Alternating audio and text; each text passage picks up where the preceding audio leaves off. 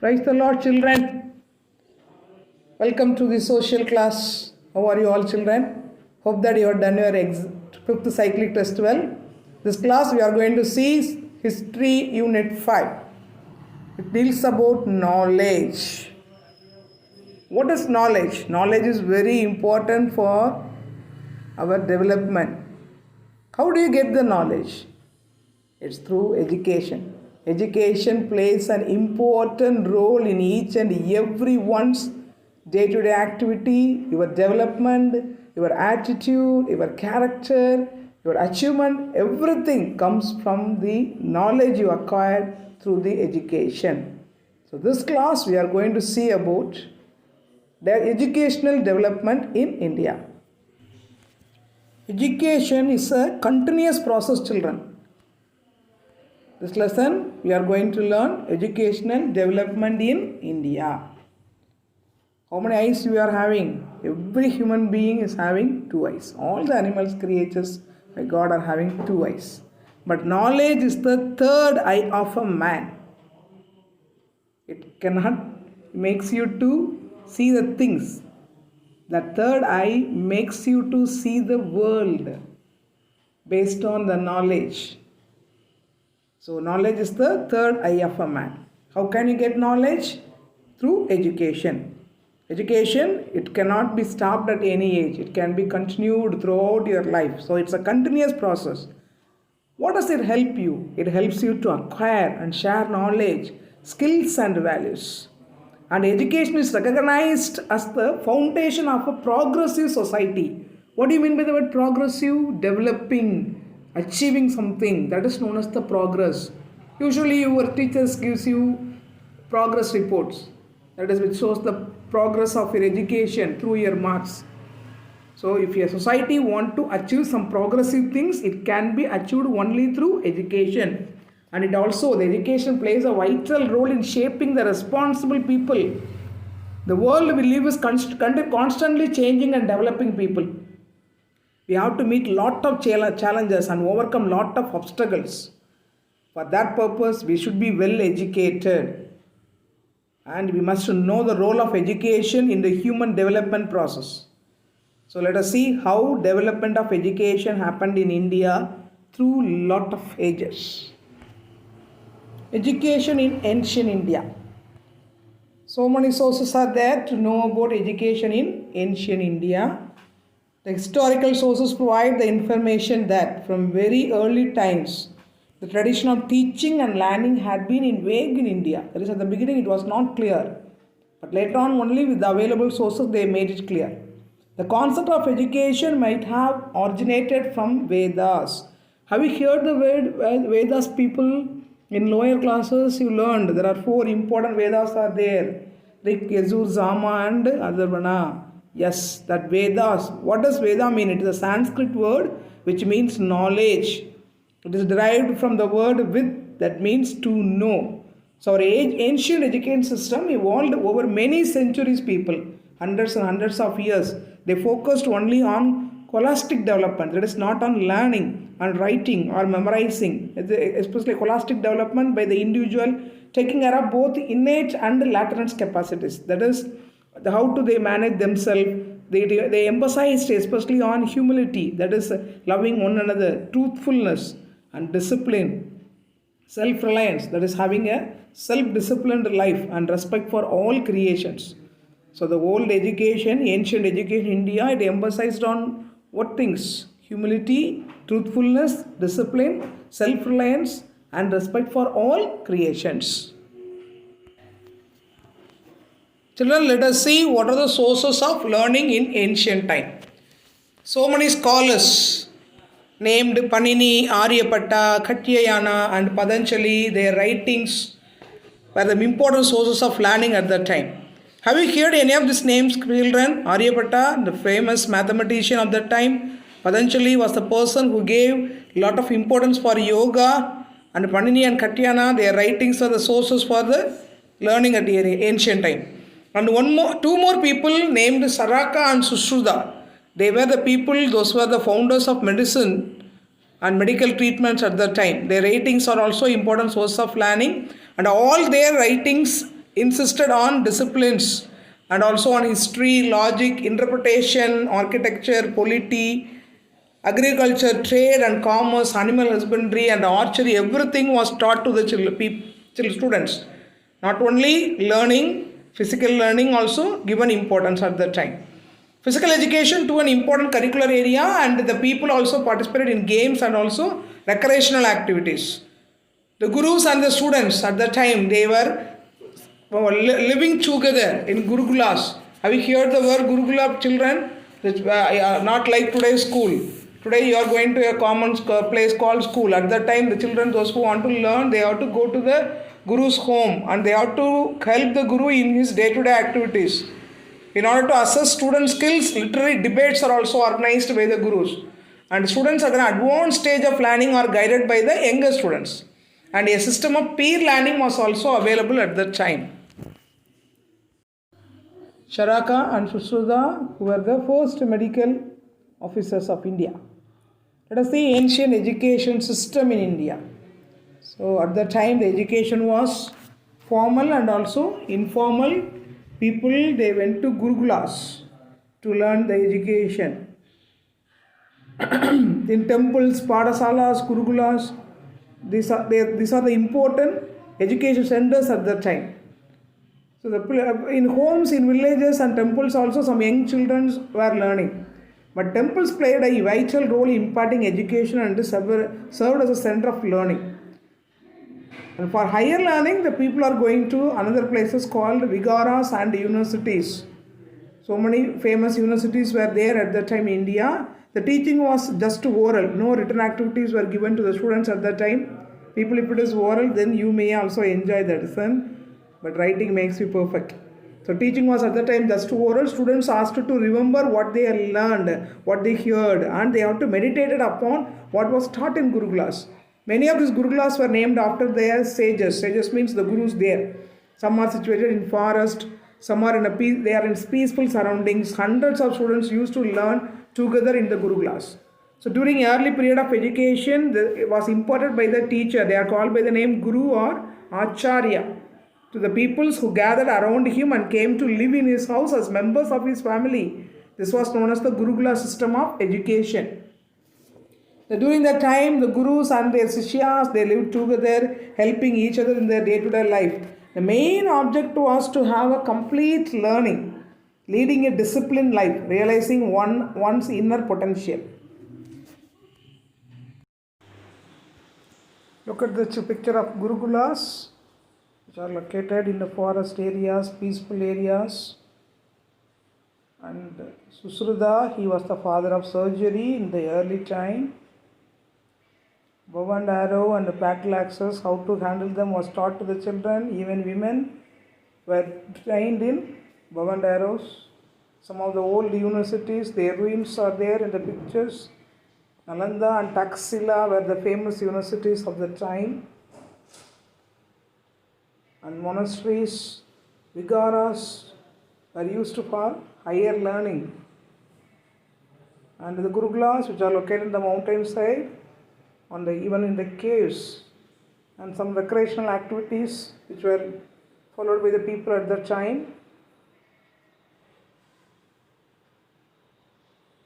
And as the gurukulas are situated in forest, the surrounding was very peaceful for them.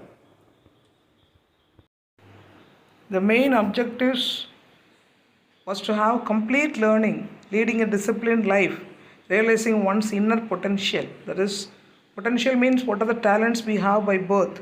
For boosting them, developing them, special trainings were given by the gurus or acharyas to the students. The students, they are living together with the gurus. Hundreds of students were living with the gurus together. After completing their course only, they have to return to the home. During Buddhist period, vikaras and universities have played important role in developing education. One of the important university at that time was Taxila. Taxila was an ancient Indian city, but now it is in northwestern Pakistan. It's an important archaeological site, and the UNESCO, you know what is UNESCO? One of the organ of UNO, it declared Taxila as the World Heritage Site in the year 1980. When did UNESCO announce Taxila as the World Heritage Site? In the year 1980. And its fame rested on the university because Chanakya, one of the famous writer, and what was the book composed by him? Arthasastra, which consists of many sastras, Hindu sastras. So Chanakya, who was one of was student of Taxila, and he composed Arthasastra there. And a famous archaeologist named as Alexander Cunningham, he discovered its ruins in the middle of 19th century. Where is Taxila located now, children? It is in northwestern Pakistan. When did UNESCO announce as a World Heritage Site? In the year 1980. Who composed Arthasastra? It was composed by Chanakya. And who was the famous archaeologist found the ruins of Taxila in the year 19th century? It is Alexander Cunningham. Xuanzang and Ising were the famous Chinese scholars. Those who came to India, the Buddhist monasteries attacked them. They wrote a tale called by the name Chadaka Tales. It accounts for the sources of kings and society, how they took an active interest in promoting education, everything. Who were the Chinese scholars came to India? Xuanzang and Ising. What was the book of tales written by them? The Chadaka Tales. And the monasteries and viharas, the Buddhist scholars carried out the educational work. So many famous education centers came into existence at that time. Some of the notable universities at that time are many universities like Vallabhi, Vikramsila,